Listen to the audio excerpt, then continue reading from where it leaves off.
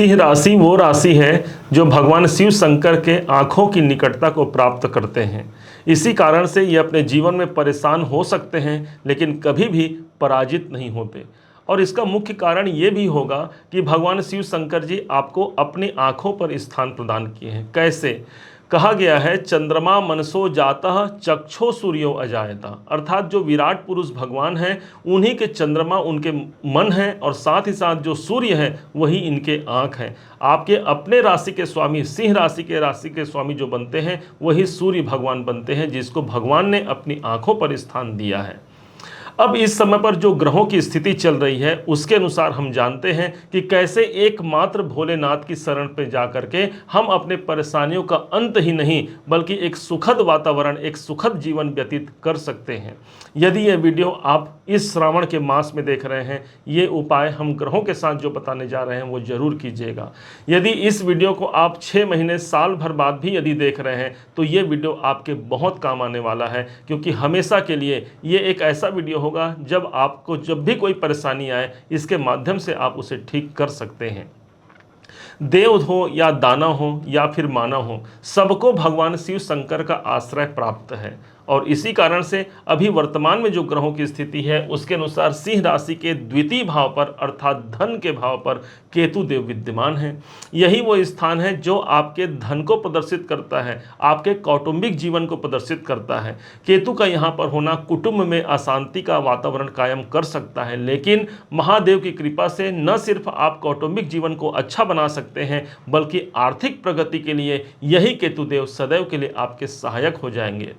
केतु को देखा जाए तो वो ग्रह बनते हैं जिसे हम सन्यासी कहते हैं, निर्वृत्त मार्ग के ग्रह। इस हिसाब से जितने भी साधु संत महात्मा होते हैं सभी के सभी केतु के अंतर्गत ही आते हैं। और भगवान शिव शंकर की बारात हो या भगवान शिव शंकर की कोई दरबार हो, सबसे ज़्यादा उस स्थान पर आपको साधु सन्यासी ही नजर आएंगे, अर्थात केतु का वहाँ पर साम्राज्य नजर आएगा।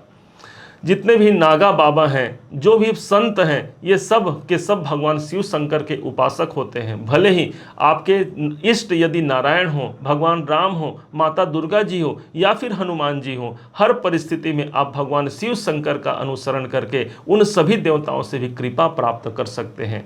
भगवान श्री राम ने स्वयं कहा है कि जा पर कृपा न करहि पुरारी ते न पाव पुनि भक्ति हमारी। जिस पर भगवान भोलेनाथ की कृपा नहीं होती उस व्यक्ति पर मैं भी कृपा नहीं करता। इस हिसाब से भगवान देवाधिदेव की आराधना करना हम सब सनातनी का एक परम कर्तव्य हो जाता है। तो वहीं पर भगवान शिव ने कहा कि उमा कहूँ मैं अनुभव अपना, सत हरि भजन जगत सब सपना, अर्थात एक दूसरे को सदैव ये भगवान ऊपर मानते हैं, उनके एक दूसरे के आराधक होते हैं। और यही तो है एक हमारे सनातन धर्म की सबसे अच्छी प्रामाणिकता। इस केतु को जब प्रसन्न करना हो तो इस चौमासे में, अर्थात जैसे ही देवशयनी एकादशी 17 जुलाई के बाद का समय होता है, इन 4 महीनों में भगवान नारायण जी तो शयन निद्रा पे चले जाते हैं, लेकिन इस पृथ्वी का कार्यभार भगवान भोले शंकर के हाथों सौंप जाते हैं। इस 4 महीने में जो सन्यासी होते हैं, जो साधु होते हैं, वो अपने घर से बाहर निकल करके, अपने आश्रम से बाहर निकल करके चौमासे में अपना स्थान अलग अलग स्थानों पर परिवर्तित करते रहते हैं। यदि इस बीच आपको कोई भी साधु सन्यासी दिख जाए तो साक्षात उन्हें भोले शंकर का ही एक रूप मान करके उनकी पूजा जरूर कीजिएगा। और यदि उनकी आपने पूजा की, उनके लिए कोई भी सेवा आपने किया, भोजन दिया, वस्त्र दिया, पैसे दिए, अन्न दिया, वो साक्षात आपको कृपा बना देगा, क्योंकि धन भाव पर आपके केतु चल रहे हैं। उनकी कृपा मिलेगी, आपकी आर्थिक स्थिति मजबूत हो जाएगी, साथ ही साथ पारिवारिक कोई परेशानियां चल रही हैं वहां से भी हमें मुक्ति मिल जाएगी। इसके अलावा जो दूसरे ग्रह बनते हैं जो आपके करीब बैठे हैं, 7वें घर पर बैठे हैं, वही है शनिदेव। अब शनि को देखा जाए तो आपके ठीक 7वें भाव पर है। यदि दाम्पत्य जीवन में परेशानियां चल रही हैं, या जीवन साथी या जीवन संगिनी को लेकर के हम परेशान हैं, या फिर व्यापार में कोई अच्छी स्थिति नजर नहीं आ रही है, तो शनिदेव विलंब के कारक हैं। और एकमात्र भगवान शिव शंकर जी पर एक वस्तु अर्पण करके आप अपने व्यापार को, अपने कार्य क्षेत्र को आप उत्तम बना सकते हैं। ध्यान दीजिएगा, ये जो शनि देव है इनका सीधा कनेक्शन बैठता है भगवान शिव शंकर जी से। इसी शनि देव ने अपने कठोर तपस्या के फलस्वरूप भगवान देवाधिदेव महादेव को अपना गुरु बनाया था और भगवान शिव शंकर जी के द्वारा इन्होंने गुरु दीक्षा लिया था। अब आप भी भगवान शिव शंकर जी के पुजारी हो गए और शनि देव स्वयं भगवान शिव शंकर जी के पुजारी हैं, तो इस हिसाब से दोनों ही एक संग होकर के कभी भी शनि देव आपको कष्ट नहीं पहुंचाएंगे। भाई एक गुरु भाई दूसरे भाई को कष्ट कैसे पहुंचा सकता है। तो इसलिए इस समय पर श्रावण के इस मास में सोमवार के दिन विशेष या फिर श्रावण के किसी भी दिन आप इस उपाय को कर सकते हैं। इसमें सोमवार की ही बाध्यता नहीं है। शमी का पत्र शनि से जोड़ा जाता है और भगवान शिव शंकर को अति प्रसन्न है। शमी का पत्र मिल जाए तो शिवलिंग पर अर्पण कीजिए। भगवान शिव शंकर पर प्रार्थना करते हुए आप वरदान मांगिए कि हे भोलेनाथ मेरी कामनाओं को सिद्ध कीजिए। त्रिदलम त्रिगुणाकारम त्रिनेत्रम च त्रिधायुतम त्रिजन्म पाप संहारम एक विल्वम शिवार्पणम। यदि कोई व्यक्ति एक विल्व पत्र भी भगवान शिव शंकर को अर्पण करता है तो 3 जन्मों के पाप धुल जाते हैं, दूर हो जाते हैं। तो इस समय पर विल्व पत्र भी भगवान शंकर को अर्पण कीजिए। हो सके तो जो चिकना भाग होता है विल्व पत्र में, उस भाग में, उस पत्ते में आप राम का नाम चंदन से लिख दीजिए। सफ़ेद चंदन मिल जाए उससे लिखिए और उसको फिर भगवान शिव शंकर जी पर उल्टा चढ़ाइए। जहाँ पर राम लिखा है उसे नीचे रखते हुए चढ़ाइए। निश्चय मानिए शनि से जनित कोई भी परेशानी चल रही है उससे मुक्ति मिल जाएगी। कुंडली में भी शनि यदि दोष कारक हो, शनि हमें पीड़ा प्रदान कर रहा हो, शनि की 7.5 अढ़ैया का प्रभाव भी यदि हो, तो इस उपाय से उसके जीवन में कष्ट नहीं आते। काला तिल शनि से जोड़ा जाता है। जल लीजिए लोटे में और कुछ काला तिल मिला करके उसे भगवान शिव शंकर पर अर्पण कीजिए, उस लिंग पर अर्पण कीजिए। भगवान शिव शंकर से विनय मांगिए अपने कार्य क्षेत्र में सफलता के लिए, क्योंकि यही शनि वो ग्रह बनते हैं जो कार्य क्षेत्र में हमें सफलता प्रदान कराते हैं। अब समझते हैं, राहु के पास चलते हैं। राहु वो ग्रह हैं जो ठीक आपके अष्टम भाव पर हैं। रुकावट परेशानियों का यह स्थान है। यदि हमारे जीवन में परिवर्तन नहीं हुआ है, क्योंकि अष्टम भाव हमारे जीवन का परिवर्तन भी है, यदि अभी तक परिवर्तन नहीं हुआ है तो ये सावन का मास आपके जीवन को परिवर्तन करके भगवान शिव का सानिध्य दिला सकता है और साथ ही साथ इस राहु के दोष से आप मुक्त हो सकते हैं। कैसे हो सकते हैं? भगवान शिव शंकर ने इस राहु को अपने मुंडमाल के रूप में इसे धारण कर रखा है। भगवान नारायण ने इस राहु के सिर को काट दिया था अपने सुदर्शन चक्र से। ऊपर का भाग राहु बना, नीचे का भाग केतु बना। इस राहु को शांति नहीं मिली। भगवान शिव शंकर जी की अखंड तपस्या इस राहु ने किया है और तब भगवान शिव शंकर जी ने इसे अपने मुंड माल, जो माला पहनते हैं, उसमें पिरो लिया इस राहु को।